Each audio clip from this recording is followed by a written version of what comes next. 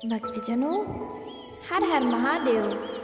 श्री शिव महापुराण भाषा चतुर्थ कोटि रुद्र संहिता का 32वां अध्याय घृष्मेश्वर महादेव के अंतर्गत सुदेहा का सुधर्माचार की कथा हम आगे सुनेंगे।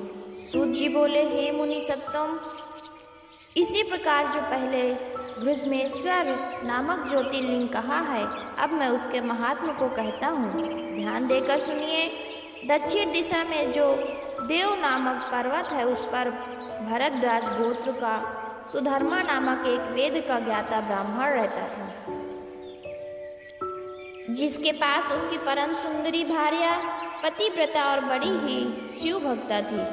वो ब्राह्मण श्रेष्ठ सुधर्मा तीनों काल में वेद मार्ग से अग्निहोत्र किया करता था तथा तीनों काल में संध्योपासन करता हुआ शिष्यों को वेद का अध्ययन कराता हुआ स्वयं भी वेदों और शास्त्रों में रत रहता।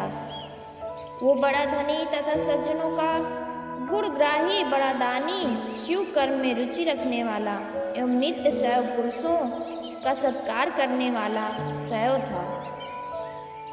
तब इस प्रकार धर्म करते हुए जब उसकी बहुत आयु व्यतीत हो गई तो उसे कोई पुत्र ना हुआ तथा उसकी स्त्री का ऋतुकाल निष्फल हो गया। तब भी उस ब्राह्मण ने आत्मा को ही श्रेष्ठ माना।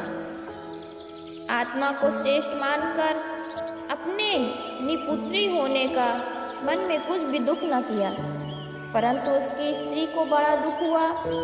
वो सर्वांग सुंदरी और सब विद्याओं में पूर्ण पंडिता थी। एक दिन जो उसने अपने स्वामी से पुत्र की प्रार्थना की तो उसे ललकार कर कहा, री पुत्र को क्या करेगी?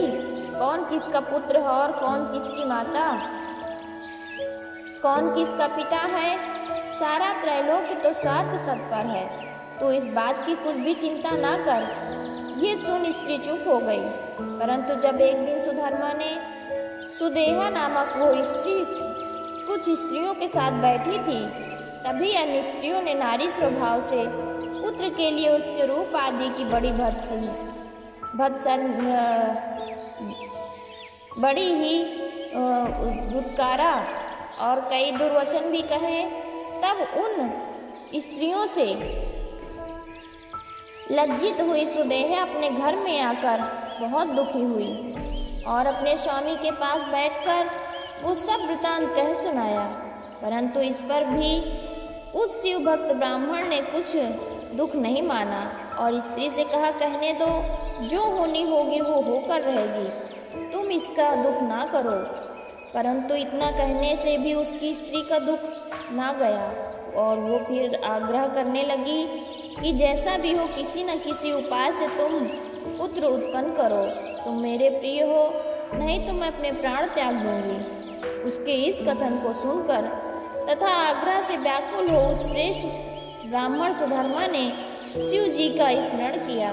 फिर अग्निहोत्र कर अग्नि में 2 पुष्प फेंका और मन में दाहिने पुष्प को पुत्र मान तथा स्त्री से कहा कि पुत्र की इच्छा से इन दोनों में से एक को ग्रहण कर लो। इस पर स्त्री ने निश्चय किया कि जिस पुष्प को स्वामी ने ग्रहण किया वही पुष्प मुझे प्राप्त हो। उसने शिव और अग्नि की प्रार्थना पर उस पुष्प को ग्रहण किया, परंतु शिव जी की माया मोहवश शीघ्रता ही वो भूल गई कि जो पुष्प उसे ग्रहण करना चाहिए था उसे ग्रहण ना कर सकी। ये देख उस ब्राह्मण ने एक दीर्घ निश्वास ली और शिव जी के चरण कमलों का स्मरण कर अपनी स्त्री से बोला, जो ईश्वर ने रचा है उसके विपरीत नहीं हो सकता। हे प्रिय, तू आशा को त्याग कर प्रभु की सेवा कर। परंतु सुदेहा ने पुत्र का आग्रह न छोड़ा और हाथ जोड़ सिर झुका अपने पति से बोली, यदि मुझसे पुत्र नहीं होगा तो मेरी आज्ञा से आप दूसरा विवाह कीजिए, उससे निश्चय ही पुत्र होगा। ब्राह्मण ने कहा, नहीं, ये सब ईश्वर के भजन में बाध्य है, तो इन सब झगड़ों को त्याग स्वयं ही प्रभु का भजन कर और तुझे भी अपने धर्म में तत्पर रहने दे। इस पर सब स्त्रियों ने अपनी बहन को अपने घर बुला अपने पति से कहा कि तुम इससे विवाह कर पुत्र उत्पन्न करो।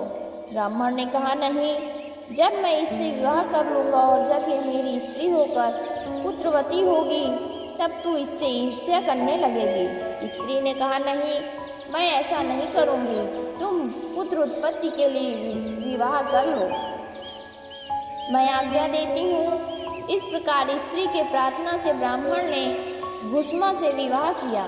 घुस्मा अपने बहन की आज्ञा ग्रहण कर यथावत सब व्यवहार करती हुई नित्य 100 पार्थिव लिंग बनाकर शास्त्रोक्त विधि से उसका पूजन करती और पुनः समीप के सरोवर में मिला देती।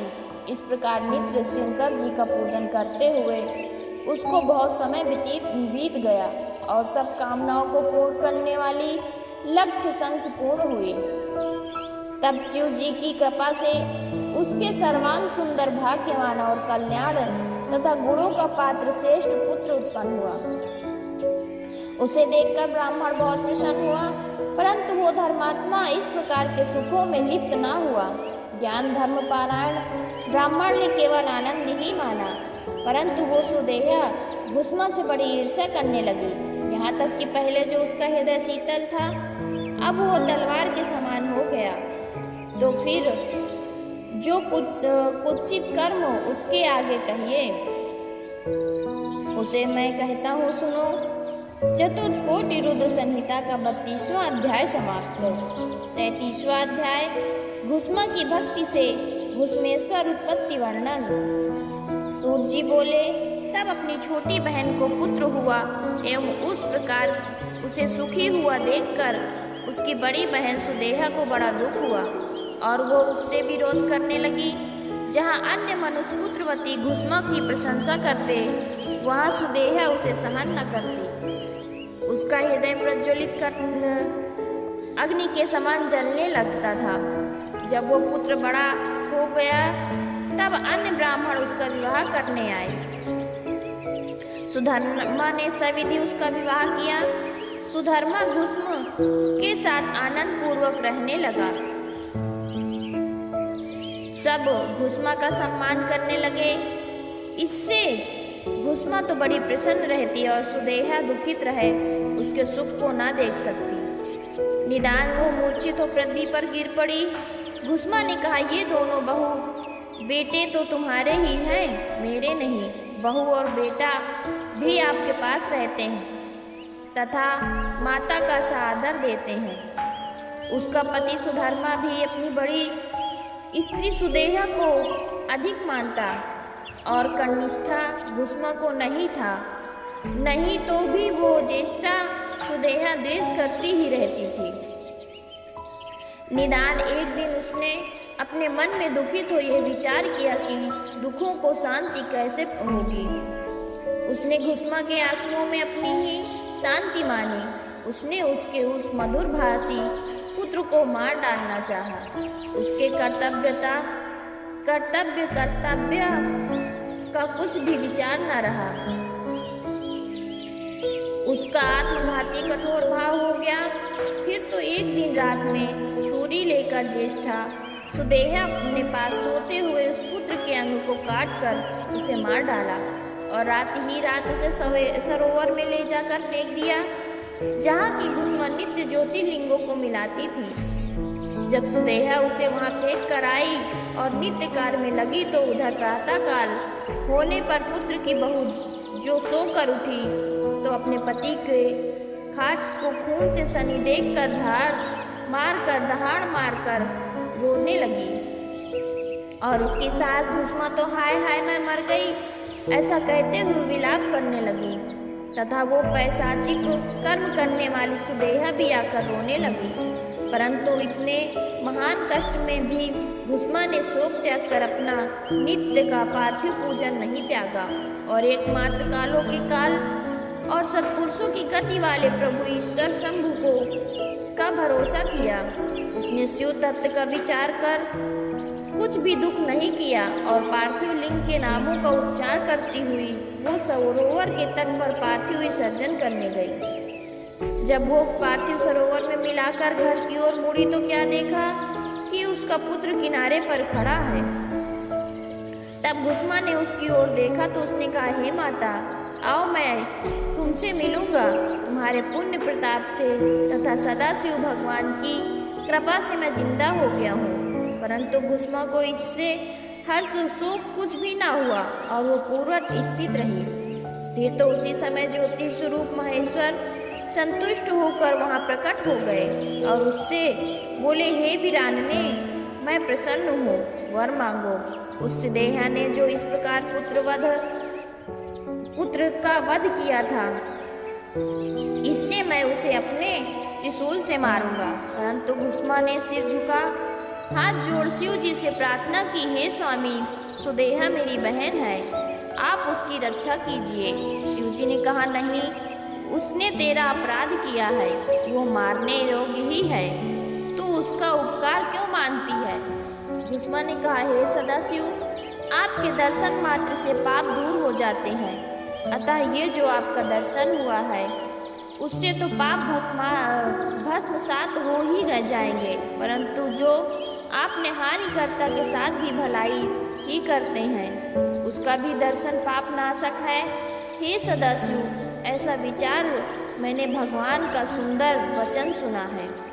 सूत जी कहते हैं, तब भस्मा के ऐसा कहने पर भक्त वत्सल महाईश्वर प्रसन्न होकर बोले, हे भस्मा, मैं तेरा ऐसा स्वभाव देखकर तो और भी प्रसन्न हो गया।